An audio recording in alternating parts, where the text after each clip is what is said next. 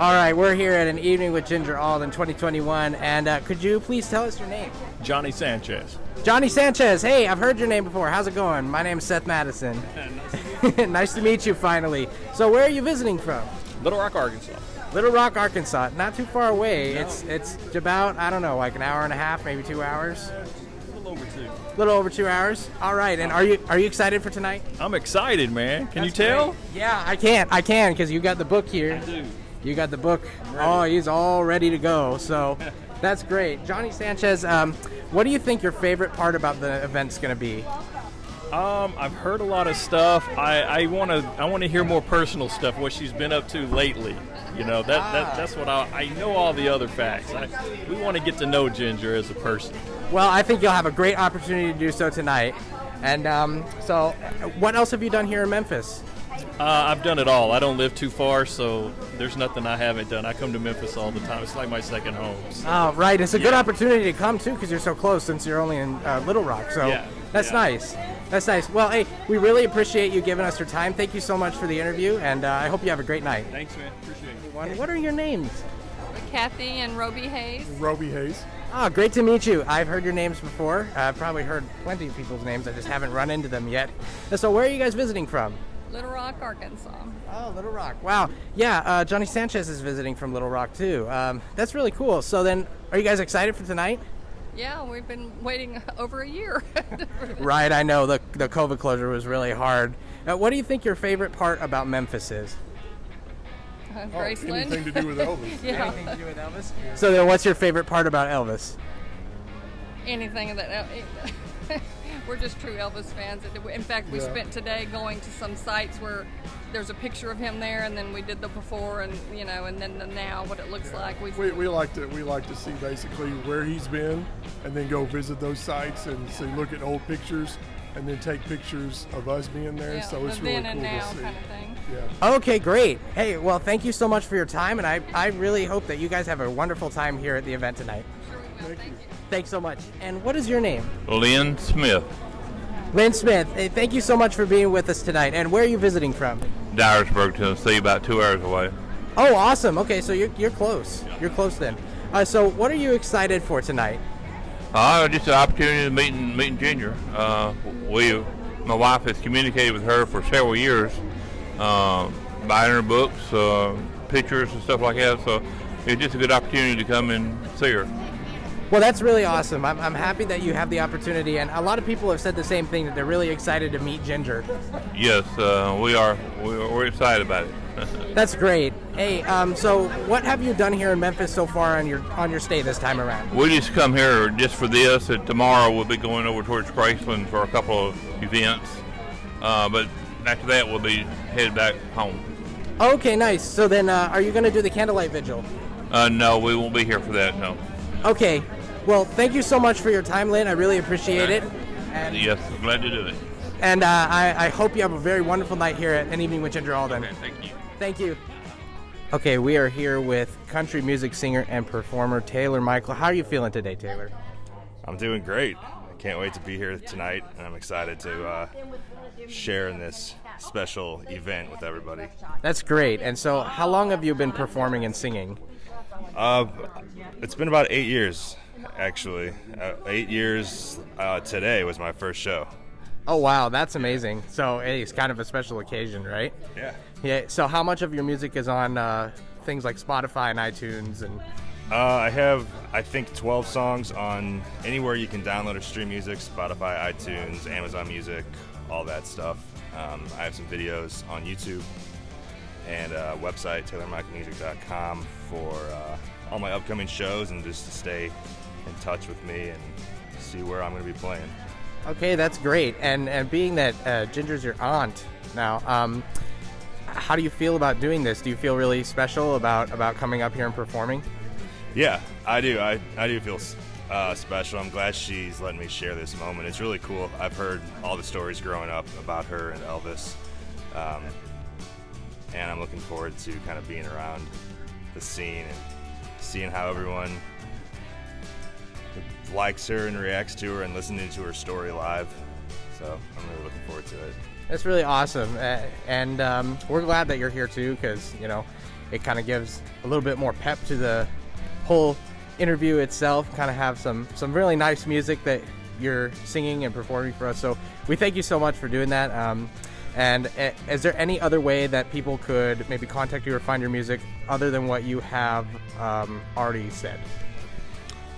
I don't think there's anywhere else. Just my, if you just search Taylor Michael on anywhere you can download or stream music. My social medias are Taylor Michael Music on Facebook and Instagram. I'm on Instagram a lot, posting videos on YouTube. But TaylorMichaelMusic.com is the main source to kind of get all my information. Okay, awesome. Hey, thank you so much for your time. We greatly appreciate your interview here, and I hope you enjoy the show as much as we will. All right, thanks.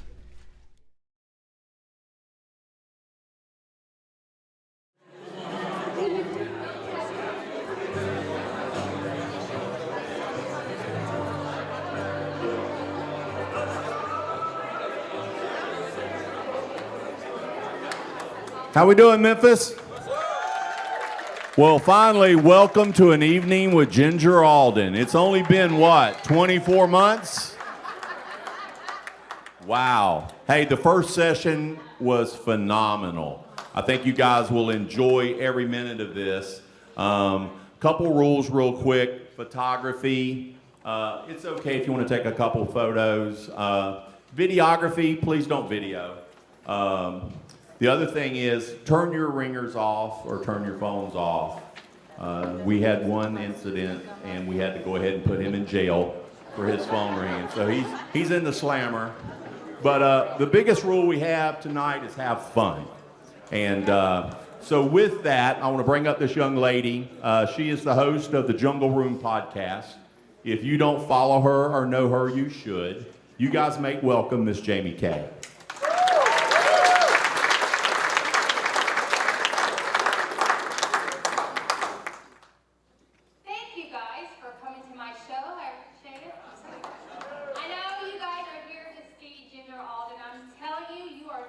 To be disappointed.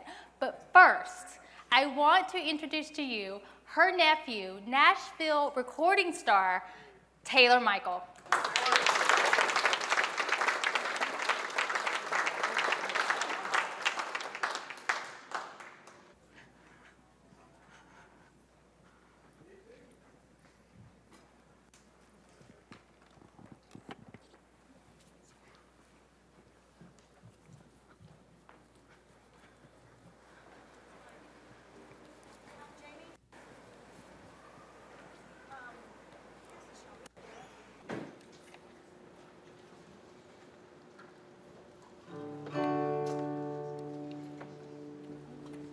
How you folks doing? My name is Taylor Michael.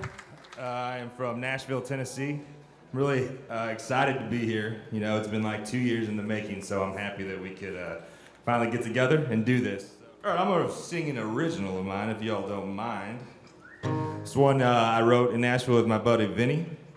It is about having a spot that you have had growing up with your family and friends and just share great memories. It's called the Old Log Cabin.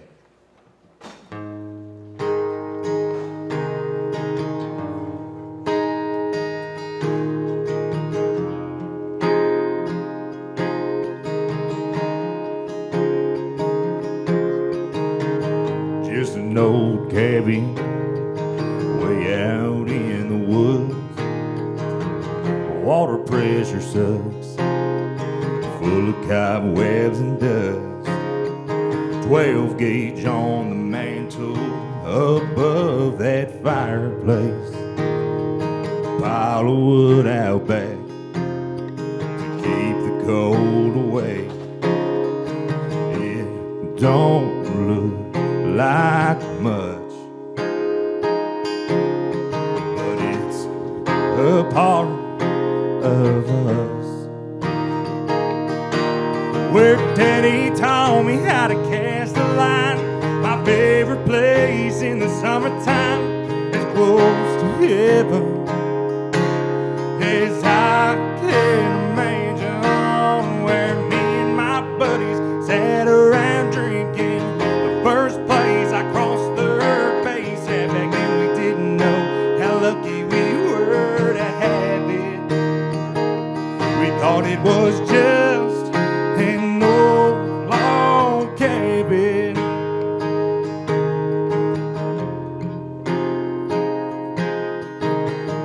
rain falling on a tin roof. I love to lay back and listen.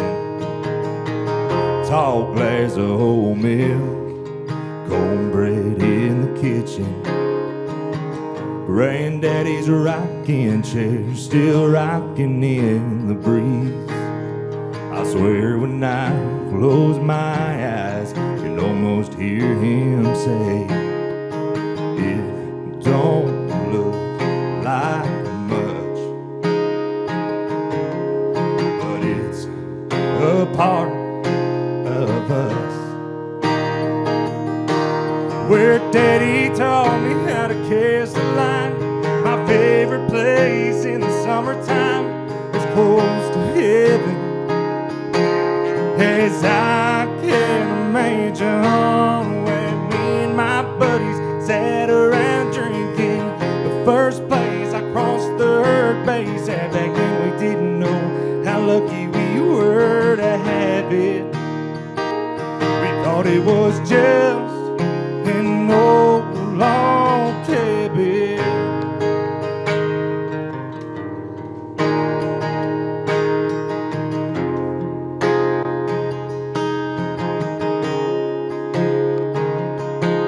Son, I'm proud to bring you here today to show you how a family was raised. Where Daddy taught me how to cast a line. My favorite place in the summertime is close to heaven. As I can imagine where me and my buddies sat around drinking. The first place I crossed the third base, and I hope you know it's sacred ground you're standing. And this is more than just an old log cabin.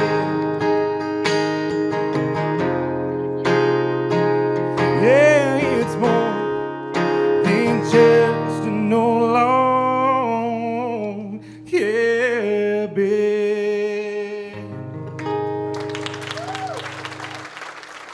All right, thank you. Once again, my name is Taylor Michael. I want to thank you all for coming out this evening. Real quick, I got some merchandise out there after the show. If you want to stop by, I got some hats, koozies, wristbands, and CDs. I have some songs on iTunes and Spotify and all that stuff. So just search Taylor Michael on any of those, and you will hopefully find a song or two of mine. But other than that, y'all been great. Now I think we'll just wait for Ginger to come up here. All right, thank you.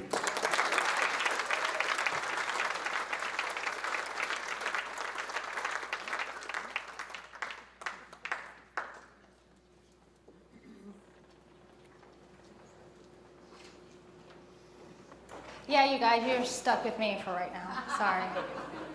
But it's okay. I want to sing for you. No. I just want to let you. Yeah, please do. Yeah, I want you guys to stay for Ginger. About 2 years ago, this month, I get a call from Sarah Madison, the lady that put all of this together, and she tells me about her friend Ginger, Alden. And of course, I'm like, yeah, right. That's cute. And she's like, I really want you to talk to her. Would you be interested in talking to her? And I'm like, of course, yeah. Can you imagine what it was like, someone who was raised up on Elvis Presley, to be able to talk to the woman that he was engaged to the last year of his life? And I want to get personal with you guys for just a moment. 2 months before I met Ginger, my mom had passed away. And my mom was the catalyst of me being an Elvis fan. So in my mind, talking to Ginger, the whole time I'm thinking, oh my goodness, my mom would be so tickled right now. I am talking to Ginger Alden. I like to think that right now at this moment, she's looking down and she's like, that's my girl. But I'm getting ready to introduce to you your girl, the reason you're here tonight, and it is my honor and privilege to introduce the lovely Ginger Alden.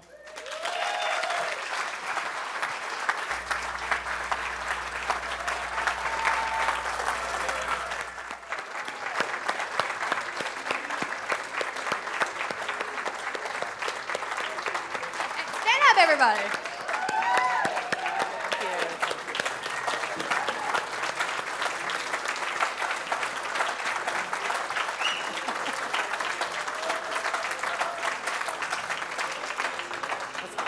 Thank you. Thank you. Good to Wow. be back in my hometown, and thank you, Look Jamie. at this. Look at all these Sarah, people. Norm, Julie, thank you guys for putting this together, and thank all of you for coming out. It's a hot one out there, so we're all melting, but thank you for being here. It means a great deal to me. Appreciate it. Well, this was fun. You want to go hit the bar now? All right. Okay, Miss Ginger, I want to ask first, when was the first time that you saw Elvis perform? I saw Elvis perform. I'd only heard him on the radio and seen his movies. So I heard him, well, my sister was Miss Tennessee in 1976. So she was at an event and they gave her some tickets to see Elvis perform in July of 1976. She was unable to go, so she gave her tickets to my mother, my sister Rosemary, and me. So we were able to see him perform, I believe it was maybe July 5th, 1976. And I thought he did great. I was mesmerized seeing him for the first time walk out on the stage. And unfortunately, I didn't know at the time that would be his last hometown performance here in Memphis. But I thought he did an amazing job, and I was grateful that I got to see him then. On November 13th, 1976, I'm about to age you, I'm sorry. You turned 20 years old, and then on November 19th, you met Elvis Presley. Can you tell us about that first night that you met him? Well, again, my sister being Miss Tennessee, she and my other sister Rosemary, we were at home on a Friday night, which was unusual because we were usually out. And a phone call comes to our home from a friend of Elvis's, George Klein, local disc jockey, good friend of Elvis's. And my mother answers the phone, and George says Elvis has been dating around for a while, and he'd like to meet the new Miss Tennessee. So my sister got on the phone, was talking with George, and my older sister Rosemary asked if it was okay if the two of us went along, because we knew that my sister Terry wouldn't be that comfortable. I wouldn't have been going by myself to Graceland for the first time. So my sister asked George, and he asked Elvis, and he said that was fine. And my sister said, well, the worst they can do is kick us out, which was true. So we got all dressed. We were bumping into each other. We were all excited, and I thought, wow, we're going to get to see Elvis finally and take a peek inside Graceland. We'll have some great stories to tell our friends. And so that night we drove up. Going through those gates was magical the first time. I'd driven by that house many times growing up here in Memphis. And yeah, the gates opened for us. We walked up, my oldest sister rang the doorbell, and George Klein answered the door. And we stepped inside, and I describe it, it's like Alice through the looking glass, just stepping inside that house. We decorated all on a red shag carpet, and it was wild. I was like, this is Hollywood. And so, yeah, and I remember there were a bunch of people playing cards at the dining room table. And there was smoke curling up. There was one facing to the back of me, or the back was facing toward me. And I thought, that's got to be Elvis. And I remember I walked up, and we were like shaking, and but it was one of his, I believe it was Gigi Gamble, was one of his cousins, and they were all playing cards at the table. So we were like, okay, that's not Elvis. And, so George took us on a tour through the den, which is the jungle room, and he took us downstairs, and we sat for a little while in the jungle room, and then finally one of the phones buzzed. I remember the phones buzzing, not ringing. They were always buzzing. And George answered, and then he goes, okay. And then he turns to my sisters and me and says, we're all going upstairs to his daughter Lisa's room. And I was just flabbergasted. I was like, we're going upstairs too? Like, I couldn't believe this. So he takes us upstairs. He had told us earlier that Elvis was practicing karate. So he takes us upstairs. We go into Lisa's room. George Klein stood and talked to us, and a couple of Elvis's stepbrothers came in. And it was like 2 hours later until we met Elvis. But I wasn't expecting it, and I was extremely, extremely shy. And Elvis just came walking in. He had a karate top on, and I just blurted out, hi, Elvis. I don't know what made me do it. I was so shy, and he said hi back, and someone must have told him who we were, because he shook our hands and he knew our names as he was shaking our hand. But he was very cordial, very sweet. It was, it just made you feel comfortable. And then after a little while, he said, oh, do you want to take a tour up there? And I thought, now we're going into other rooms. He takes us through his bedroom. He's describing his bed. And I think it was Laura. I think it was like a 9-foot by 9-foot bed. And then, he had an electric organ in his office. He played that for us for a little while, which was magical in itself. I remember he was playing, and he'd look at my sisters. I was standing behind him, and he'd play, and then he'd look all the way back at me and smile. And he was doing little things while I was walking down the hallway once, and he took my soda and took a drink from it and handed it back. And I was like, oh, okay. Then I started to go the wrong way down the stairs, and he put his hands on my shoulders and guided me back into it. We were just mesmerized. But anyway, at one point he took us into his dressing area where he had a lot of his clothing, some stage suits, and he started showing us all of the, pulling out a few articles. And I was like, well, this is unusual. Most people, my closet was kind of private, but it was like, here, this, and he just admired the beauty in his stage suits. So at one point he leaves, he walks off toward his bedroom, and he calls George Klein to come. So my sisters and I are looking at each other, and I'm like, how did this innocent night at our home, now we're standing in Elvis's closet. So all of a sudden, George Klein comes back and goes, Ginger, Elvis would like to see you. And I'm petrified. I was like, can my sisters come with me? Yeah. So I walk, and he's seated on his bed, and he goes like this, and he sits down, and I'm like, ooh. So I sit down, and he was such a gentleman, though. He started saying, did you notice I was paying a little more attention to you or this? And I was like, well, I thought back. My sisters are two beautiful women, and I was like, well, I remembered him taking the soda and putting his hands in a little, and I forgot a story earlier when we were talking in Lisa's room. At one point he said, Ginger, you're burning a hole through me. And I thought, was I staring at him? What was that? Because you're burning a hole right through me. And I was like, oh, sorry. But anyway, so getting back to sitting on the bed with Elvis. At one point he just started saying, I don't like one-night stands. I thought, well, that's good. I don't like that either. And then he goes, the street, of course, was named Elvis Presley Boulevard here. And he said, I'm not that street out there. If you cut me, I bleed. And that just hit me really hard. And I went, wow, he wants to connect, and he wants to, he's human. So that meant a great deal. I ended up, he had a stack of books by his bedside. He pulled out a big book, had a picture of what was supposed to be God and earth, what was it, wind and fire and rain.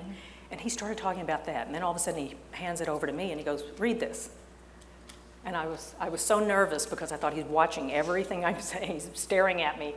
And who would know this king of rock and roll is interested in this philosophy, Eastern philosophy, and it was wild. And I was like, okay. So I sat there and we read a little bit, and hours passed by. And before long, I said, well, I should get home. I thought my mom or my sisters, they've been waiting. And he goes, oh, they already went home.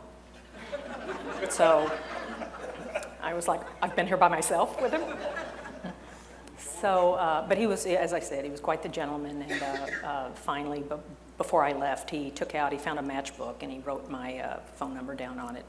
And so I went home that night. I think my family was up, and I was saying, I can't believe this has happened. And we were talking for a little while, and I thought, I didn't know if I'd hear from him again, but I thought, I had quite a story to tell. So that was the first meeting. So this was the first time you met Elvis? Yeah. So you got to tell us about your first date then. Well, I actually met him when I was 5, but that goes way back. That's another story. Okay, so the first time you met him as an adult, but then that wasn't your first date, though? No. Okay, so tell us about your first date.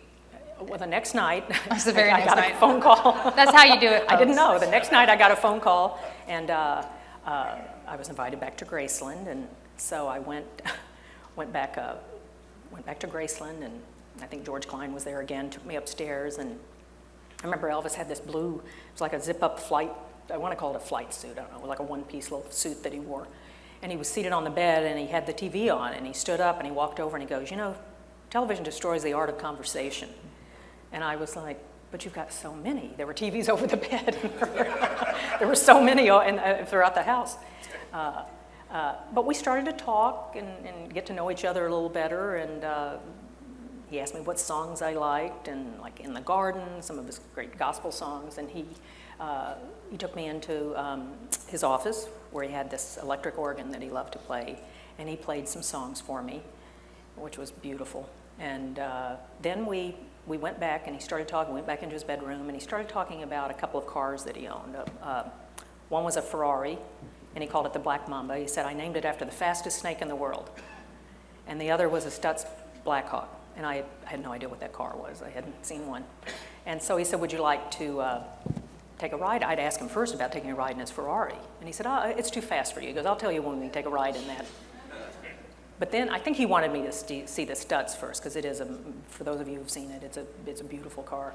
And then he started mentioning about he wanted me to see one of his airplanes. So we went downstairs. His cousin Patsy and her husband Gigi Gamble, they were with us. And all of a sudden this black car pulls around. I went, wow, that's that Stutz. And it was just beautiful. So we get in, we drive over to Memphis Aero where they kept the private planes, and the lights were on in the plane. I thought we'd just drive by and look at the plane. Mm-hmm. The steps are down, the lights are on, so, but on the way over, I have to backtrack a little, so bear with me. On the way over, his cousin in the back seat says, why don't we fly over Memphis? And Elvis goes, let's fly over Nashville. And I was like, wow. Now we're going to fly in the plane. But when we went inside, I remember I was blown away by the plane, and this was the smaller plane. I hadn't seen the large plane yet. But I remember I went and I think I sat in the very last seat. I'm not sure if the seats are lime or yellow. I know it's a mix of, but I sat in the seat facing forward. And Elvis sits down, and he's looking at me, and all of a sudden after a few minutes he goes, oh, I forgot something. So he gets up, a couple of bodyguards follow him, and he leaves the plane. So I'm left on the plane with his cousins, Patsy and Gigi, and I'm looking at them going, they must be so used to this. This is just normal, a normal night for them. And finally, we chatted a little bit. Finally, Elvis comes back, and he sits down, and he looks at everybody, and he goes, I went to get pajamas. He goes, we're all going to Las Vegas. This is the second night. And I was like, Las Vegas, so the door's closing, and I was like, what? I need to tell my mom. I need to, stop the plane, what? I had never been out west before. It was probably my second time on an airplane, I think. And I didn't know, I was scared. Yeah. And I remember the plane took off, and I was like, no one knows where I am. And I remember looking out the window, and Elvis was facing me, and I would look over at him, and he'd be looking at me, but he'd look out the window again like this. So the flight was interesting. I mean, it was fine. I kind of dozed off a little. I don't know, maybe I thought I did. But we landed, and it was just, oh God, I was mesmerized. I'd never been to Las Vegas, and all those lights, and it was quite something. And we went to a hotel. He was still a perfect gentleman. We read. I remember he handed me a pair of pajamas, and I was going, oh, this is kind of, but we spent one night, we read, slept, and came back. Oh, and wow. That was my that was my first date, I guess. That was the first second date. time around. It wasn't your normal, that was Elvis style. Now, did you immediately start touring with Elvis? It was about a week passed, and I hadn't heard from him, and I thought, well, maybe you won't hear from him. And it was about a week later that I got a phone call, and they, because when I had seen him last, he had said, would you like to join me on tour sometime? And I said, sure. I didn't know if I'd hear from him or not. But a week passed, and he invited me, and I joined him in, I want to say either Anaheim or San Francisco. I forget which one was first, but I flew into California. And I was with him from then on. I went to I only missed about 4 shows, so I was at every single one of his tours. You spent Elvis's last Christmas with him. Can you share with us what it was like at Christmas in Graceland? I remember seeing the manger scene. I remember when we came off a tour and the manger scene was that we all see, was up. And I remember he hit me with his elbow in the car, and he goes, who are those people? And he was just joking around. And so we went inside. I remember the tree was already put up. But every time I went in Graceland, we just went straight upstairs. That was his sanctuary. That was where he usually went. And so I followed him upstairs, and that was right after this tour. A few days passed. We went shopping together. I mean, he shopped for his relatives, and he was such a wonderfully generous human being. And so Christmas Eve, he gave me a beautiful necklace and a watch and a bracelet. And I didn't have my gift with me. I thought we'd give it on Christmas Day. So actually Christmas, it was maybe in midday, I left. I went home and said hi to my parents and I bought a tiger's eye cross necklace for him to wear. And I picked that up and came back. And when I came back, he was all dressed. He looked nice, he had his hair combed. And because Elvis enjoyed sitting in his pajamas a lot. His hair would be mussed, but he just felt comfortable. Those stage suits were tough on he had scars on his back from those. And I can understand why he wanted to wear the pajamas. But when I came back, he was dressed really nice. And it was, I gave him my necklace. He said he really liked it, and he put it on, and made me feel great. And it was very low-key. It was just Elvis, his father, Vernon Presley's fiance, Sandy, and Elvis's daughter, Lisa, upstairs. And we sat in the dressing area. Once again, we're in his bathroom. It's his sanctuary. There was a large round fur white bed back there, and we sat there, and he just enjoyed visiting with his father, and that was who was up there, and it was low key, but it was nice.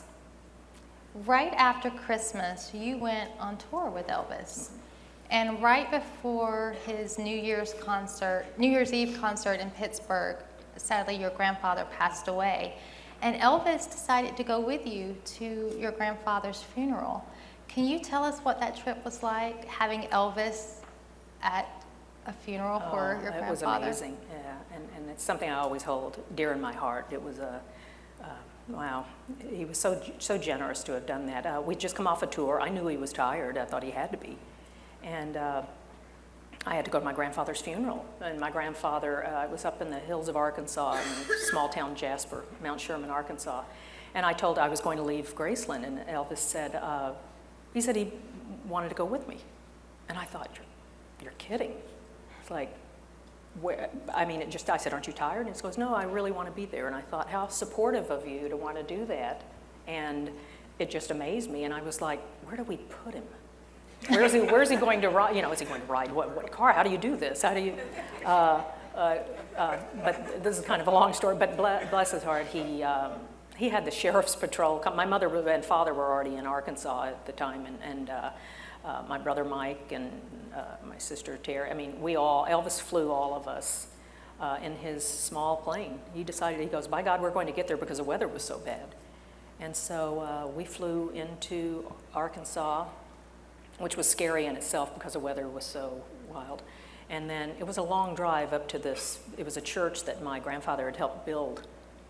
And but we made it up there. We landed the plane, got in a car, we all took the ride up. And I remember the minister was a little nervous. The minister started singing at one point, and he was nervous. And all of a sudden, Elvis starts singing along with him. And Charlie Hodge, Elvis's close friend, was there also, and Charlie starts harmonizing, and I was going, this is amazing. But you could see the minister get a little easier with it, and Elvis kind of nodded at him, and I thought that was great. So then we left, and we went to the graveside. They buried my grandfather, and then we returned back to Memphis. But that was just a testimony of his character and what a wonderful person he was to do that. He certainly didn't have to. I was going to be gone just a few days and come back, but the fact that he wanted to be there was quite special. Yeah. On January 26, 1977, Elvis proposed to you. Yes. Now, were you expecting it? Did you have an inclination, or were you completely surprised? Oh, I was completely surprised. I had no idea. We'd been sitting, we were watching TV in his daughter Lisa's bedroom one evening, and all of a sudden he got up and he left the room, and he was gone for a little while. So after a while, I got up and I went. I think he was on the phone in his bedroom, so I came back and I sat down and watched a little more TV, and I started noticing a lot of activity, people coming up and down the stairs, phones lighting up, and so I thought, well, I don't know what's going on, but at a certain point, he came walking in Lisa's room. He takes me by the hand, walks through the dressing area of his bathroom, and there was a black chair in front of his window in his restroom. It was all connected there. And he has me sit down, and I'm like, what's he? And all of a sudden, he got on bended knee and said beautiful, beautiful things to me I didn't expect at all. And all of a sudden he pulls a green velvet box from behind, and he says, I'm asking you, will you marry me? And yes, I said yes. It was a beautiful, beautiful moment, and it meant so much. And but to answer the question, no, I didn't know. Who were the first people that you told that you and Elvis were engaged? Oh, well, the minute after it all happened, we stepped out of the restroom, and his friend. Sounds interesting, doesn't it? Some people are like, couldn't he think of a better place than But I think he felt that was one of the most private places he could be in. I can understand why. But we stepped outside, or stepped into his bedroom, and his friend Charlie Hodge was there, and they congratulated us. Charlie gave me a small backgammon game as a gift, like a little engagement gift. And I think his cousin Billy Smith was in there, David Stanley, I think Ricky Stanley, his stepbrothers. They congratulated us, and Elvis kept saying, hold up that ring. He wanted me to hold up my hand. He was just amazed because the ring was beautiful, and Lowell Hayes had put together the ring. I didn't know till after Elvis passed that the stone in the center had come from Elvis's TCB ring that he wore on stage. And anyway, Elvis kept saying, hold it up, it looks like a headlight. And then he started calling the housekeepers to come up, and I was sitting in the bed, and he kept saying, hold that up, and they'd all come in, and then his Aunt Delta, and then we went downstairs, we went to his grandmother's room. He showed his grandmother. I remember she saying she was happy for us. And I didn't know her well at the time, but and then we left there. We cut across the backyard, went to his father. Vernon's house was close by. And we went in there, and his father congratulated us, but I kind of got the feeling his father already knew. He must have said something to his father. I just got this feeling. It wasn't like it was a surprise or it was anything like that, but and then Elvis said, let's go show your parents. So we ended up from there, we went to my parents' house, and they were is flabbergasted a good word to say? But yeah, so that was kind of it that particular day right after that happened. Oh. So tell us some of the fun things that you and Elvis did together. G-rate it. Oh. I'm just kidding. I'm kidding. Okay. No, we. Well, he toured a lot, but I loved motorcycles. My brother had a motorcycle when I was young. And, I actually got a motorcycle myself years later. But Elvis, we all know, he loved motorcycles, and we'd go motorcycle riding sometimes. And he had these three-wheelers, which most people have seen pictures of him on, and those were fun. They were really such fun. I remember he would get on those, and he'd get a little crazy on them. You know, he'd jump curbs and he'd fly around. And I remember sometimes he'd drive down and he'd go, "Get off my street." He'd be screaming at the other cars coming down. He'd go, "Get off my street." And he'd probably have a cigar in his mouth. And we'd go, I think we went up to the Southland Mall parking lot. He'd spin around and come back in. But those were a lot of fun. I didn't get to ride, I love horses. I didn't get to ride horses with him, but he was kind of into something else at the time. And I thought down the road I could get him back into riding horses again, but we didn't do it at the time. But I still had a lot of fun. A lot of Elvis fans know about Elvis's strong spiritual side. Were you able to connect with him with his spiritual quest and journey? And if you so, how did that all play out? What did you think of it? Well, I did. I mean, I was a spiritual person when I was young. My mother had this huge Bible that she used to read to us from. It had these gorgeous paintings in it. And Elvis, he came to our home a fair amount, actually, and he wrote inside that, and he went over this book with my mom sometimes. But he was really into Eastern philosophy. He was curious about it. It didn't take away from his love for God, Jesus, but he was fascinated by that, and he was trying to teach me, and he loved to teach. It wasn't the easiest.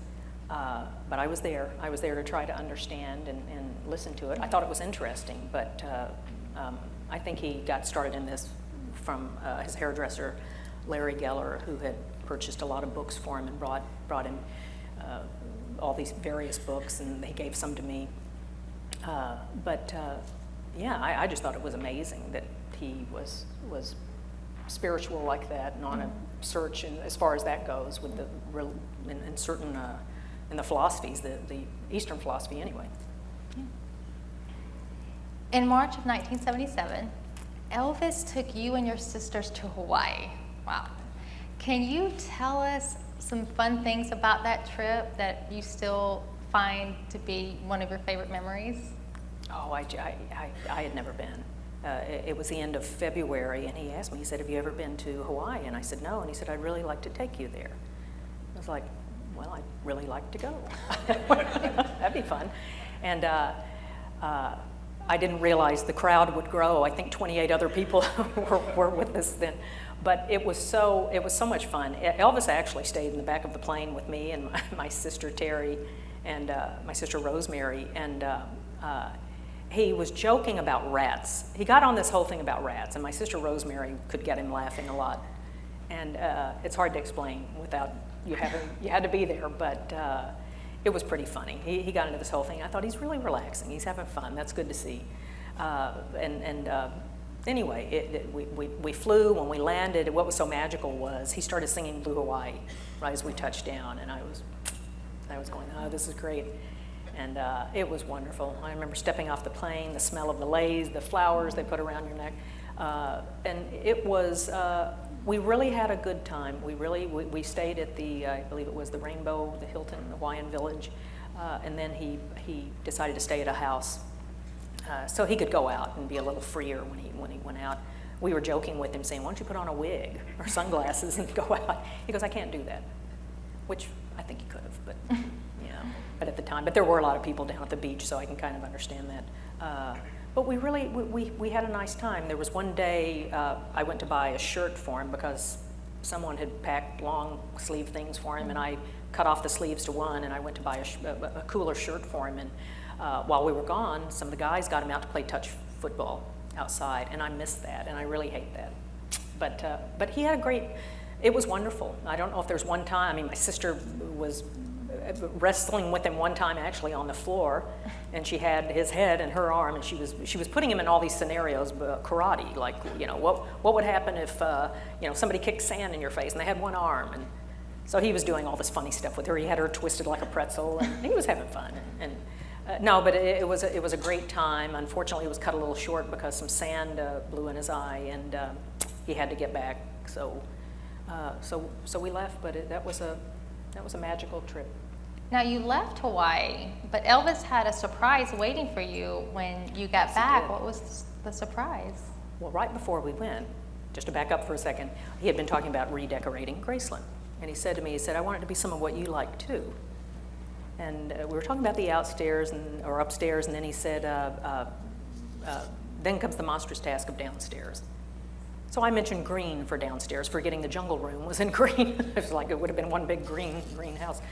But I told him the bathroom upstairs, the ladies' bathroom off of his office. I said, well, turquoise and white would be pretty. And when we returned from Hawaii, by God, that was decorated in turquoise and white. Very, very special. In your book, you wrote that one of the lessons Elvis tried to teach you was that if something bothers you, to kill it and get it behind you, meaning that it was healthier to let negative things go than to dwell on them. After Elvis died, you followed his advice and only gave a few interviews. By the early 1980s, you had moved from Memphis to New York City and away from the Elvis world, and you turned down many engagements and many interviews. You went on to have a career modeling and acting. You got married, you had a son, and during those years, many books were written about Elvis. Some were insane, and you blocked that out. You were living your own life. Unfortunately, Ginger, by not responding, others were writing your story. Hearsay and gossip was being looked at as fact and then picked up by biographers, which immediately spread. History was rewritten, and a false and unfair narrative was written about you in some of the books. I hate to bring this up, but we're here. Ooh, okay. Did you hate going on tour with Elvis? Absolutely not. Just want to clear that up. Sometimes what I've noticed with so many books, biographies' books, you have to go back to the original person that said it first. And unfortunately for me, some biographers picked up a lot of lies and speculations and all that. So I loved being on tour with Elvis. I thought he was a magnificent performer. I thought 98% of his shows were great. There was a 2% there that weren't as great, but he gave his all the time, and I rooted for him. Boy, did I. And I don't know who started that. I think there was speculation. My sister gave up her crown once, and I waited a day to come in, and I think people were thinking, oh, she must not like touring. She's waiting a day, she's doing this. And that wasn't the case at all. And I don't know how many times I hear somebody say, she's not smiling in a picture. And you're caught off guard. You're walking. You don't walk with a smile on your face. Like you're not happy. You know, people read things into things, and they're so wrong. It's like, well, no, I just turned, and someone was taking my picture. I didn't know. But no, let's clear that up. That's complete lie. I loved being on tour with him. It was exciting, you know, watching him perform. Okay. Elvis, he asked you to move into Graceland, and you turned him down. One of the writers said it was because you were still seeing an old boyfriend. Can you clear it up? Why? That's not, there we go again. That's not true at all. Was never seeing an old boyfriend. I don't know who started that one. I'll have to back up in some of these books and see. I remember I was sitting at Graceland with him, and he asked me to move in, and it just wasn't my way at the time. It was probably early 77, I guess. And at the time, I just didn't feel comfortable with it, and it meant nothing, didn't take my love away from him. I think some speculated on that, and I think I got hit hard by some around him because I didn't move in. Mm-hmm. I think they thought that must mean she doesn't care about him, and that was far from the truth. So I didn't, but I remember he said to me, he goes, I respect you for that. And I appreciated that at the time. Things have changed. It was repeated by some of the biographers that the reason Elvis did not record in Nashville in January of 1977 was because you refused to go with him. Is this true? No, that's not. I was with Elvis in Nashville. And I don't know who started that one, but unfortunately, again, we go back to biographers picked it up and ran with it. I was with Elvis in Nashville. The local paper wrote about us being there together. They wrote about him with his girlfriend. And I remember we were sitting in a room. He went into another room, and I heard him start singing. Someone was playing a guitar, and all of a sudden it stopped. And he came walking back in, and he told me his throat was bothering him.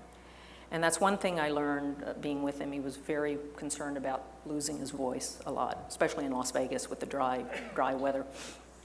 And he got really worried about that. So he told me that he didn't want to record. And we were there a few days. And we left. We went back home. A doctor came, probably Dr. Nicopoulos came, maybe helped. And he took care of his voice for a while then. But just to clear that up, I was with him in Nashville. Many years after Elvis passed away, one of his employees, a bodyguard, self-published a book and portrayed you in an unfavorable light. In this book, he actually stated that he was going to turn things around and make it not look good for you. We have learned from 3 different journalists who investigated his claims against you that were all proven false. The employee's hometown paper, the Toledo Blade, wrote about investigations in regard to various claims he had made about himself. One claim in his book unsettled the Veterans Service Commission, which inspired them to check into his military record in regard to stolen valor. They had discovered, according to his own words, he did not apply for military benefits, and there was no prosecution for him. With his claims regarding you proven false, the estate of Elvis Presley, different fan clubs, and Elvis festivals continued to invite this employee to speak to Elvis fans. Why would anyone invite a person to speak who, according to his hometown newspaper, lied to Elvis about his past for employment and about his own military record, among other proven untruths? Why did you not sue him when his book came out? Let's see, that's a two-parter, so we'll go with the first. Yes, this particular individual. I can't explain, well, I kind of can, but I think when you want to diminish a relationship, which some people have tried to do with Elvis and myself, some people enjoy not speaking about it. It's as if you're swept under the carpet, you don't exist. And this person wrote a pretty vile book, which he said was part fact and part fiction, mainly fiction. But, and he didn't put it out for a lot of years. I was going to sue him a long time ago, and he didn't write the book. And he waited about 18 years and put a book out. And social media was certainly, this was in 1994, it was not the way it is today. Facebook didn't come around to 2004. And you didn't have these websites, and I thought anyone that reads this book has got to see what garbage is in it. But it was a conspiracy type thing, you know. And it did some damage to me, unfortunately, through later, because now people promote the book, and they've done this and that with it. But also, I didn't sue him at the time. I thought long and hard. It was a tough decision. But my son was very small then, and I didn't want to leave him. I didn't want to go through this into something that, then as I said, social media, and I thought not too many people are going to hear about this book or see it or read it. And so I didn't want to lose all that time with my son. I don't even think he was a year then. So as tough as it was, I didn't sue, but yeah, so that's why I didn't sue him. So this is confusing for me, I think probably a lot of people. This same employee, he wrote in his book that he asked Elvis's father, Vernon, to remove your things from Graceland while he was on tour.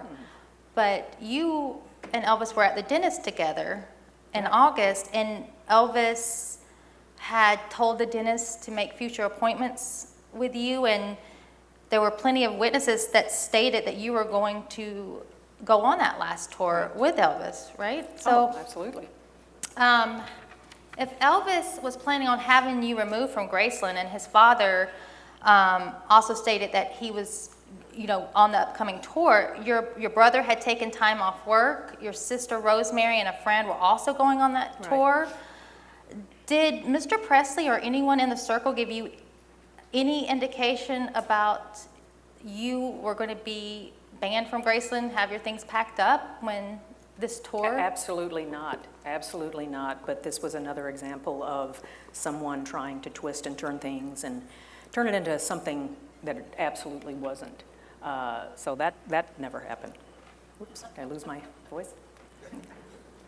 That didn't happen at all. But yeah, this is a not nice individual. Some books stated that your mother pushed you into a relationship with Elvis, insinuating that you were not at all interested in Elvis. If any mother was pushing her daughter into a relationship with Elvis, it seems they would have had their daughter's bags packed and her moving in with him, which you told us you did not move in to Graceland. How did your mother feel about you and Elvis becoming engaged? Well, I grew up here in Memphis, and my mother used to play a lot of his gospel music, and we enjoyed his music and his films when I was younger, and there was the age difference there. I talked to my mom a little bit about it, but I remember she said, as long as I'm happy, she was happy, and there was nothing. Elvis was such a nice person, there was nothing she felt to be worried about at the time. But she certainly didn't push me into anything. I wasn't 14 or 16, I was 20. Touché. All right. Were there any strange phone calls to your home after Elvis died? Yeah. We had strange calls coming in. Somebody called our home and said they were Gladys, and they were supposed to look after me and his daughter Lisa. Someone else called, said they were Priscilla. I don't know about that one, but I had a death threat. Yeah, it was a tough time when Elvis passed, and there were a lot of crazies, a lot of crazy stuff going on, but we made it through it. You were a witness to Elvis's will. Can you tell us anything about that situation? Well, I was sitting downstairs with my sister, and I remember seeing a gentleman come in. This was on March 3rd. We were just getting ready to go to Hawaii, and I saw a gentleman come in with a little briefcase, and a lady followed him, and it was Elvis's lawyer, Beecher Smith. I didn't know him at the time. And they were upstairs for a little while, and so after, somebody came and got me, and they got Charlie Hodge to sign Elvis's will. Elvis said we were close by, so he got Charlie and I to sign this will, and Elvis just didn't like reading things. I mean, business papers. I later heard that his father knew we were going on a long trip. Elvis was a young man. No one was thinking anything was going to happen, but in case an accident happened, I think his father wanted to update that will.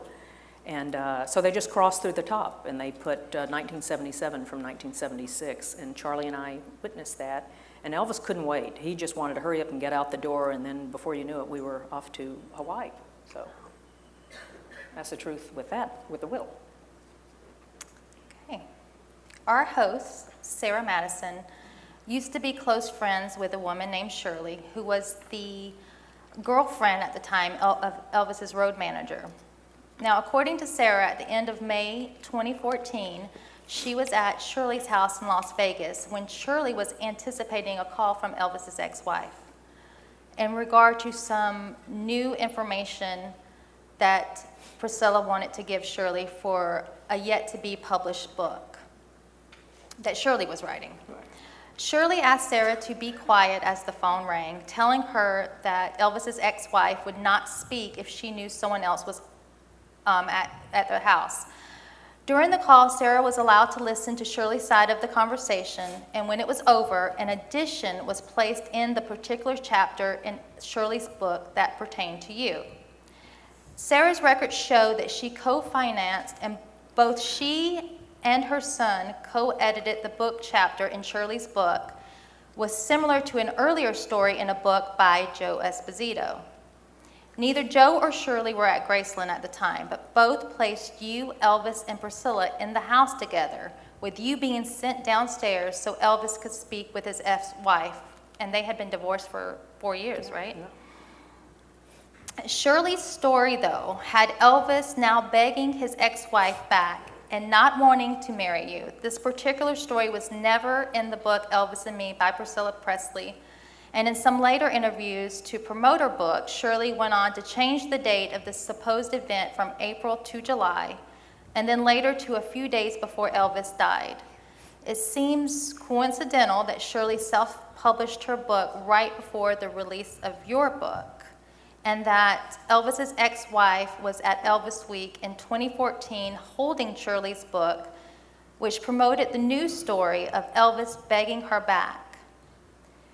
Do you remember meeting Elvis's ex-wife in April of 1977, and were you, Elvis, and his ex-wife ever inside Graceland at the same time? Absolutely not. I was never in the house with Elvis and Priscilla at the same time. So as far as I understand, Joe Esposito first put this story in his book, and neither he or his ex-girlfriend were in the house, so that had to come from one person. That's just not true. I did meet Elvis's ex-wife, Priscilla. We were coming off of it was the very end of March. And Elvis, that was the first time I saw him really look sick, and he had a stomach flu. They canceled a tour. Elvis was, I call it the machine always takes over. They rushed him to the hospital. I was at Graceland. Sometimes my engagement ring, Elvis had given me this beautiful jewelry box, and I kept the ring in that, just for safekeeping when I went home and I'd come back. So Elvis asked me to pick up my ring. He wanted to show somebody at the hospital. So I just stopped by Graceland. My sister was with me and my sister-in-law, and we went inside. And Charlie Hodge, I remember I knocked on the door, and Charlie Hodge came and opened the door, and all of a sudden I saw Elvis's daughter Lisa peek her head from around the kitchen. And I was like, oh, I didn't know Lisa was in town. And then Charlie goes, yeah, and he goes, Priscilla's here. He goes, would you like to meet Priscilla? I was a little nervous about that, but I said, okay. So I followed him into Elvis's grandmother Dodger's bedroom. And Priscilla was sitting there, and she was very cordial. We were friendly with each other. Lisa came in, sat on the floor, and so we were talking a little bit. And I had gotten a Great Dane dog, which I named Odyssey after Elvis's, the intro to his shows. And they used to have Great Danes. And so we were talking about Great Danes, and I remember Priscilla saying, oh, they don't live long, and which unfortunately mine didn't. But So everything was going fine. At one point, Lisa got up, came over, and started playing with my hair, and I remember Priscilla saying, Lisa, Ginger may not want you to do that. I thought, well, it didn't bother me, but I think it bothered someone else. So Lisa stopped and went and sat back down. And at a point, it was just awkward. I thought, how do I leave here? I just said, I have to go get something. It was nice meeting you. I went upstairs, got my ring, and left and went over to the hospital. But that was my meeting with Priscilla then, and I was never in the house, never sent downstairs for 4 hours. Why? I would have been mad about that. Never sent to wait downstairs, just twiddling my thumbs, whatever, while he's up talking to his ex-wife. So that was a false story that somebody told Joe to put in his book. Some around Elvis had been telling you in various ways how happy Elvis was with you. But after he died, that story began to change, with some saying that Elvis had changed his mind and he had no intention of marrying you. What do you think is the motivation behind these changing stories? Well, as I said, I think history's been definitely rewritten from truth and how things really were, and there's been a strong diminishment, and some people began to just tell untruths. And it wasn't even speculations, it was outright lies told by a few. But I started to see, in my personal opinion, a relationship between people that were either still employed by the estate in some form or fashion, whether they were doing summer concerts or just still at work, but stories began changing over time, and so my personal opinion, there's a strong connection there because there's no other reason for the lies told and the diminishment that's happened between Elvis and myself. Okay. Ready to talk about some fun stuff? Yeah. Okay. When you...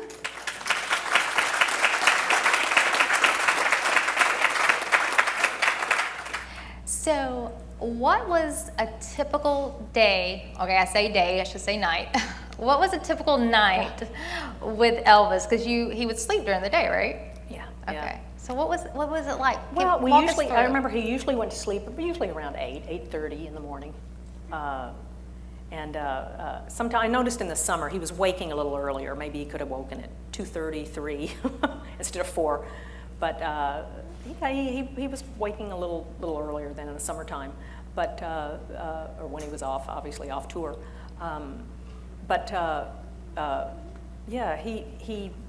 Joe would watch television. He liked What's Happening. He liked Barney Miller. I was laughing. I was remembering one evening we were watching TV, and I don't know if a lot of you know Andy Kaufman, the entertainer. For a long time ago, he used to impersonate Elvis. And Elvis had this book and was sitting in the bed, and I'm sitting next to him, and I think he was on The Tonight Show. And all of a sudden, Andy Kaufman says, "I'm going to do Elvis Presley." And he goes into this thing, and I see Elvis his eyes look up over the book, and he's looking at him, and all of a sudden he goes, "You better get it right, son." But bless his heart. And he did a funny job. He was funny with it, Elvis, I know. But he watched a lot of TV. He always I remember the radio was always playing. And sometimes he'd be talking to me. He'd go, "It's talking to you." If he was trying to get a point across to me, "It's talking to you." I was like, well, okay. And of course, he had the TVs on a lot. But, yeah. How different was Elvis in real life compared to his public persona? I didn't think he was, I've said this before, he cursed a lot. And I had to get used to that. It wasn't, but when you love somebody, you get used to it. Yeah. So you didn't see that in the films. You don't see, but bless his heart, he was such a good person. I didn't think he was really, for all of us who loved watching him perform and everything, you saw he joked on stage. He did that. He loved joking with people and just, I didn't think there was a difference. It's not like, oh, he's this way and he's not, you know. So he would have a conversation with you and just break out in a song? Break out into a song? No, he'd point to the radio and say, "It's talking to you." I don't know. It depended on the words of the song. But no, well, anyway, I'll let you guys. Me?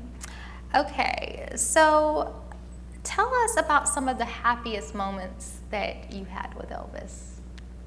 Oh, I think some of my favorite times with him, we were upstairs alone, and the electric organ he had in his office, Elvis would wear this beautiful jeweled robe, not too casual at home, but he loved, that.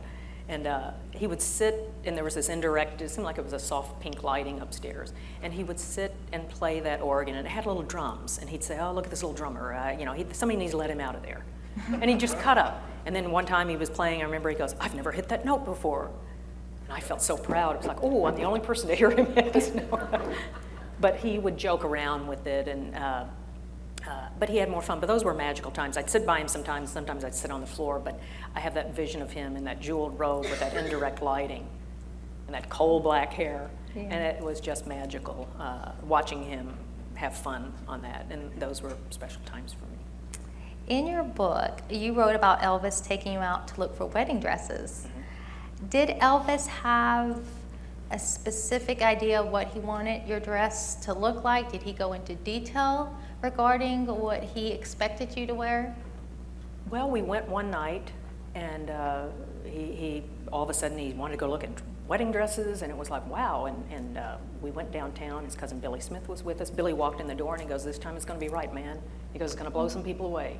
Points his finger at Billy, and we all get in the car, and we go downtown. And there was one store that had a bridal gown in the window, and Billy and Joe Smith stayed in the car, and Elvis and I got out. And we looked at the gown a little, but he went into more detail. This was on August 16th in the early morning when we set a wedding date after we came back from the dentist.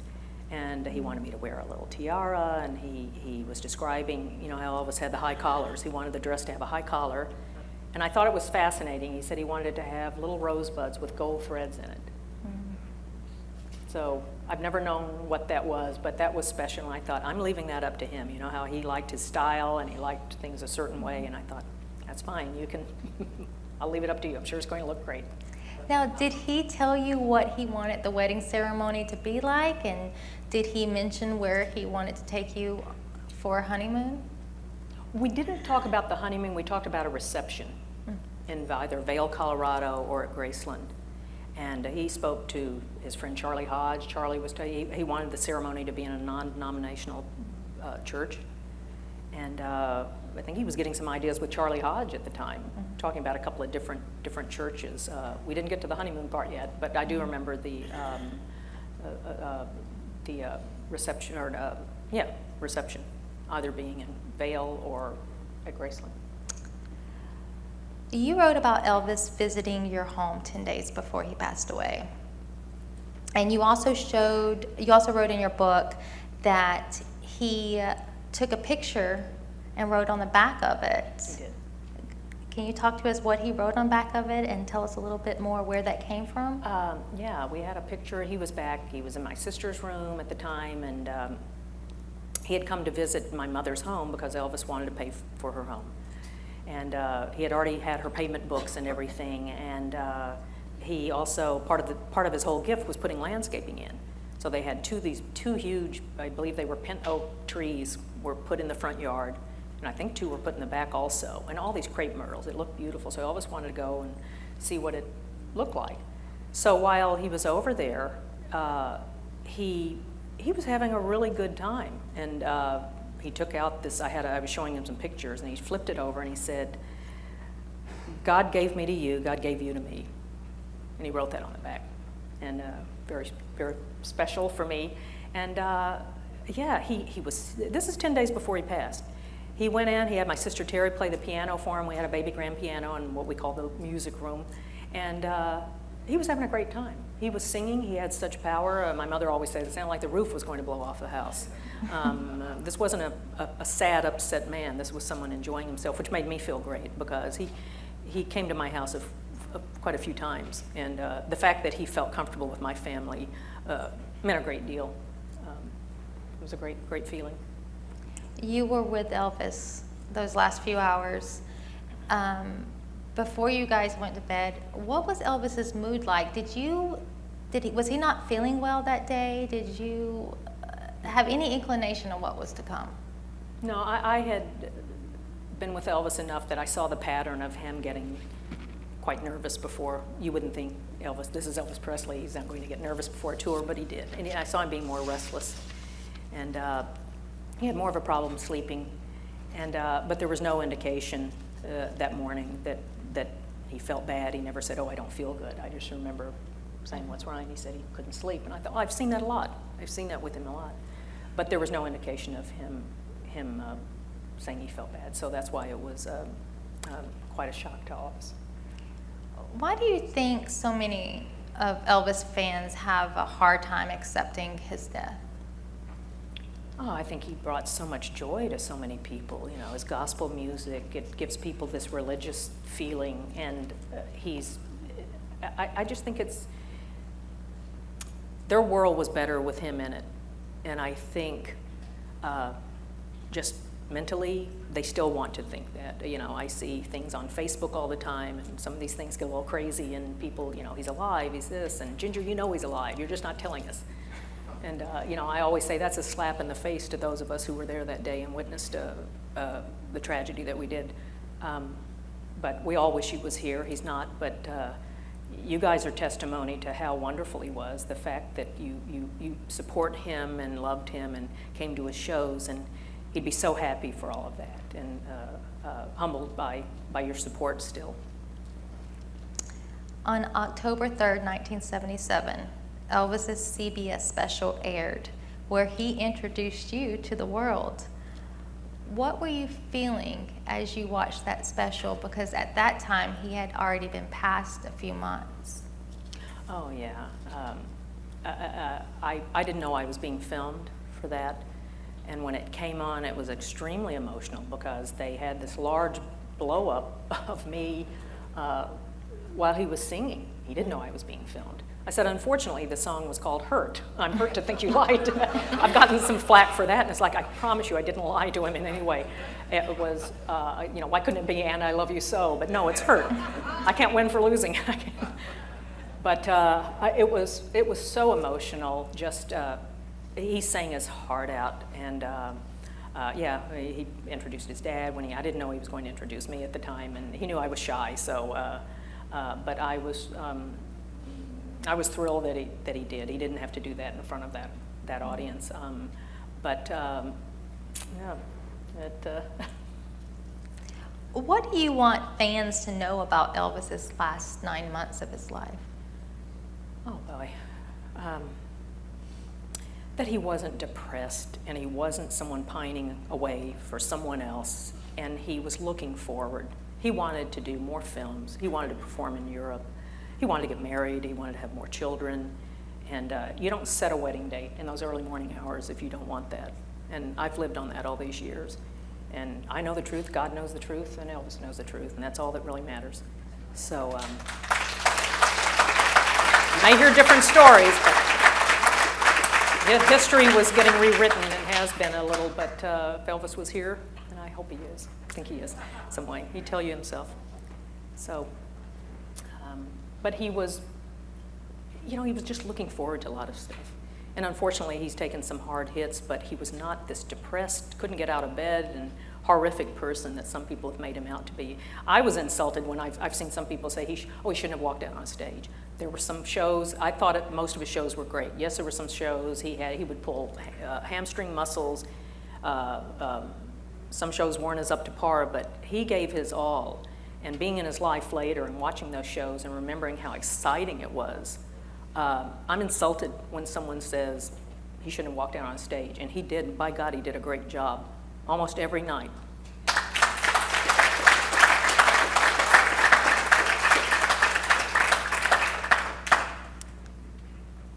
Okay, Ginger, I have to ask you this.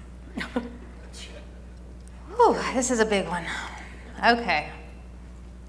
If you could go back in time that evening with everything that you've gone through in these past 4 decades, and if you could go back to November 19th, 1976, and your sister comes to you to ask you if you would go with her to Graceland, I want to know, would you still have gone if you could go back and do it again? Absolutely. And by the way, my sister and I are still great friends. I love her to death. She's absolutely beautiful. Anyway, Absolutely. It changed my life. And the experience of being able to share, we didn't have years together, but those 9 months were jam-packed with a lot of, Elvis wanted me to catch, I felt like I describe it as running next to a fast-moving train and trying to jump on. He wanted me to know a lot of things in a short amount of time, and we shared a lot of time together, and I'm just grateful and blessed that I was able to know him and share a part of his life, and that he shared a part of his life with me. All right. Well, ladies and gentlemen, Ginger Alden.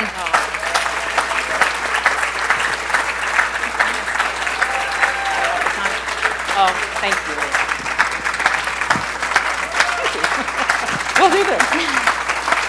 I appreciate it. Thank you.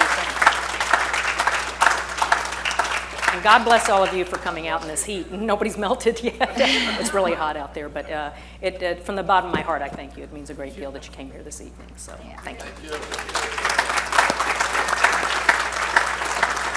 If you guys could just take a seat, we have just a little bit of business. You would say it was business, right? I guess so. What are we? Yeah, we're going to present someone. Oh. Yeah. So if we could get Sarah Madison up on stage, please. Yes, we have quite a few people to thank.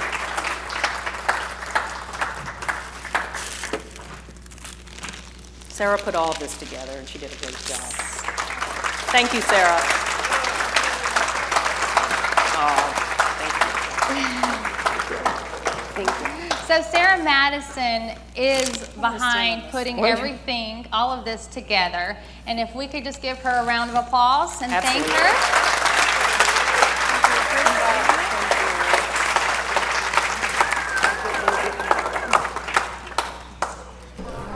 I'm here at an Evening with Ginger Alden 2021 with my great friend Jerry Zwasta. How are you doing tonight? Good, man. Good. Very good. Great. And so what was your favorite part about tonight? Well, seeing Ginger was just, it was everything I could have dreamed it to be. She's beautiful, she's smart, and she has a great sense of humor. And I loved her stories and how compassionate she was. So, yeah, that was my favorite. That's awesome, and you're just beaming with joy right now. So that's really great to see.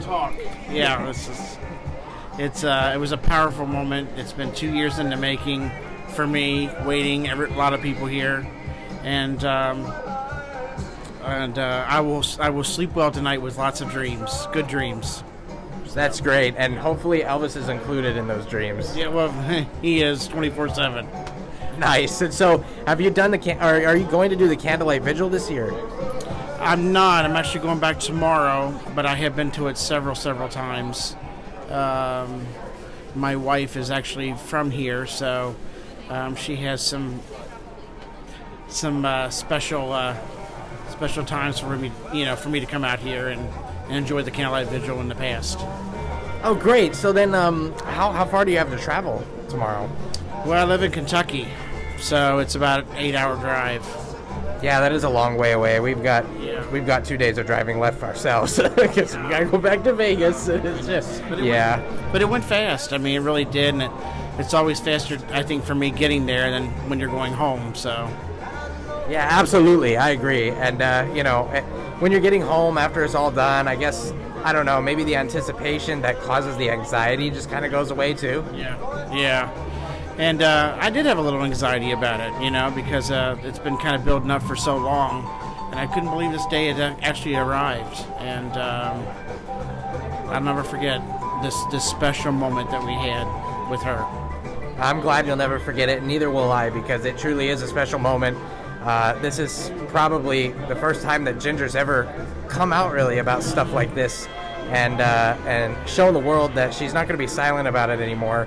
So it's really great that we got the opportunity to see her. Yeah, I'm glad that she had this opportunity to kind of air some things out, and I hope that the people that were skeptical are not anymore.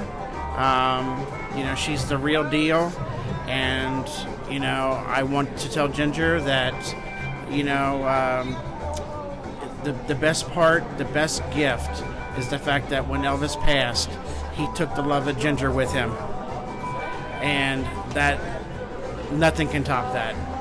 Absolutely. Well, Jerry, thank you so much for your time. I'm so glad that you were here with us tonight, and that we finally got to meet. That was really good. Hey, my favorite part, yes, was meeting Seth, for sure. Thanks, Jerry. Yes, for sure. And his mother, of course. Yes, Sarah. Well, we love you, Jerry. Thanks so much, and we hope to see you maybe with some future things that we're going to do. I hope so. We'll be friends always, so I hope so. Absolutely. Well, have safe travels back. Thank you so much. Thank you. And I am here at An Evening with Ginger Alden 2021 with the one and only Bill Stallings, the spa guy. How are you doing tonight? I'm doing fantastic. So, go ahead. What was your favorite part about An Evening with Ginger Alden? It was nice just seeing Ginger and seeing her enjoy herself. I think she enjoyed telling the stories, enjoyed kind of reliving those things. We want her to speak and we want her to be part of the community. You know, we're really thankful, and I bet she's very thankful to be finally given a platform to say something. Absolutely, and I think she should. I hope that she feels more emboldened to speak out and to talk and to tell her story, to tell part of the story. Absolutely. And so then, are you visiting from anywhere? I actually live in Nashville, but I also live in Memphis, so I'm here. I'm local, kinda. Okay. Elvis was a hard worker. You know, he worked hard his whole life, but he was ultra talented, and that's the reason that we're all here today, because there was something special about that human being that I honestly can't put my finger on, and most people can't, but it is a real thing. Absolutely, and on top of it, I think he's become so popular among so many generations that he's become an American like hero in some ways. He's an icon. You know, he's an American icon. There's no doubt about that. But the thing that we have to focus on now is getting the younger generations interested in Elvis history. Thank you so much for your time, Bill Stallings. We hope to see you at some future events that might possibly happen. We're going to have to talk about him. It's an honor, my friend. It was an honor to come see Ginger tonight. Absolutely. Thank you so much for coming, and it was an honor for all of us to watch her. Appreciate it. Yes, sir. Have a great night. Yes, sir. You too. And I am here with Jamie Kay, the host of Life and Laughs in the Jungle Room show. How are you doing tonight? I am great. Great. It's very tired probably from everything that's happening throughout the day. So what was your favorite part tonight about interviewing Ginger? I think my favorite part was, it sounds cheesy, but I think it was actually introducing her. That was, I never in a million years ever thought that I would have the opportunity to not just interview her, but actually be the one to introduce her on stage. It was a little surreal. That was an experience I will never forget. Yeah, I bet that's one that you're going to cherish for quite some time, because it's a very special honor to have interviewed her. And so how was your overall impression of the event? I feel like this event was done in such a positive way. I think it was very unprecedented, and I think that people who thought they knew Ginger or just had read about her are going to walk away knowing her and knowing who she really is. And I don't think a lot of people have had that opportunity. That's good. That's good that people they'll get to know her for the real Ginger, you know, and I think that she's been unfortunately silenced for so long. This is a really great opportunity, and it's a blessing that all of it came together so nicely. Right. And so you've been waiting just as long for this, right? What was it like in the developing stages for you? You know, with COVID happening, we thought we were doing this in August 2020, and it didn't happen. Right. And then it seems so far away. Think it's never going to get here, and almost feels like it's untouchable, that it's not even real.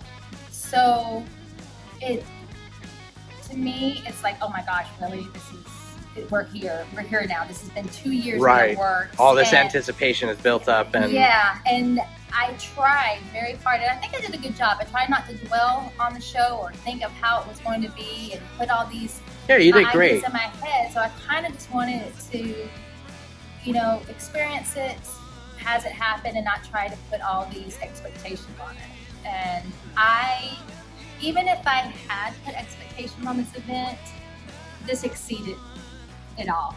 This is nothing like I imagined, and it was phenomenal. Wow, that's really awesome. So what were some of your fears going into this? I mean, because you had said, I'm not going to try and put any expectations on myself or have any expectations about the event. I don't think I had any real fears. Obviously, anytime you're on stage, you worry that you're going to mess up. Right, obviously. Like I get that too. Yeah. So I didn't have any fears. I think I knew deep down that it was going to be great. Yeah. I just didn't know how great it was going to be. Right. Yeah. And so it's kind of hard to expect the unexpected. Yeah. Which is why once it all came together, it was a really beautiful thing, I bet. Yes, and Ginger, and what you saw on stage is who she really is. She's very authentic. She's just lovely. She's really a good person. She's a very graceful person. Very graceful, yes. I agree. And so then, what are your plans after tonight? I'm going to bed. That's the best answer I've had so far. Well, I mean, but for tomorrow, anyways. I'm in Memphis until Monday. Okay. So I plan on visiting Tupelo. I plan on visiting Nashville. Ginger's friend Terry, I'm going to be visiting their business. Oh, great. That sounds amazing. Beer, like, I love beer. Right. So, and this country runs on beer, not Dunkin'. So, right. you know, There it's you like, go. I now my vacation begins. So that's now good. You can just take the stress off, and there's no more of it. And so, would you say that tonight exceeded your expectations? Oh yes, by far, by far. This is going to be a moment that. This is going to be a defining moment in my life. It already is. This is going to be something that I will hold dear for the rest of my life. For me, this was very personal. Yeah. And, you know, everyone has milestones in their life that they hold on to. Mine is the birth of my 4 children. And this event. That's awesome. It's awesome. Well, I'm glad that it holds a special place in your heart, and it holds a special place in all of our hearts. I mean, we probably have all different ways of looking at it, because I had a different perspective since I was doing all the camera work, and so it was really awesome to see you guys up there, and everything looked wonderful. I mean, how about the decor? How did you think the decor was? Oh, your mom did a phenomenal job. What's amazing about this whole event, and it goes back to Elvis Presley, is that, you know, I say this on my show all the time. I believe that Elvis was a connector. He was a connector in his life. He was. And I believe he's still a connector now after death. All of these people here tonight are people that are Elvis fans or had some love for Elvis and his music. And I have made so many friendships because of Elvis. And it's just so crazy when you think about that all these people from all parts of life and states and everywhere all coming together, and we're all friends. Like, how amazing is that? Yeah, it is amazing. And it's amazing how his actions have affected us even up to today. I mean, it's been 44 years since his unfortunate passing, and plenty of people have been still connected because of Elvis. I mean, I was even talking to my mom about it, how it's so interesting we're doing this event because of his actions, and how it's, even just in a general sense, how one person's actions can affect so many people down the line. It's just really interesting to think about. So are you excited for the rest of your stay here? Oh, most of it. I'm very excited. Not as excited as I was prior to this event. Right, because this was kind of like this is the big. piece de resistance. I mean, how can you compete? You know, what can you do right? with Exactly. this? I mean, you can't get closer to Elvis than Ginger at this point. Right. You know. Yeah. This, like I said, this is a big moment in my life, and I am very appreciative to your mom, Sarah, for connecting me with Ginger, and I'm so grateful that Ginger wanted me to interview her. Oh yeah, absolutely. It was was an amazing opportunity. Yeah, I can't express it enough. I didn't feel worthy. I felt like it was an extreme honor. And there are no words that will express how grateful I am for this opportunity. Yeah, well, and it's great to know that you'll go down in the history books as the one who interviewed Ginger Alden at an Evening with Ginger Alden 2021. Thank you, sir. You're welcome. So we've all had a fun time, but I bet you're tired. I'm a little tired, yeah. You're a little tired. A little fatigued. Well, of course, you said you were going to be in bed still. So that is true, but thank you so much for your time, Jamie, and I hope that your travels back home and around here are going to be safe, and that you'll have a wonderful time the rest of your time here in Memphis and just going around places. So thanks so much.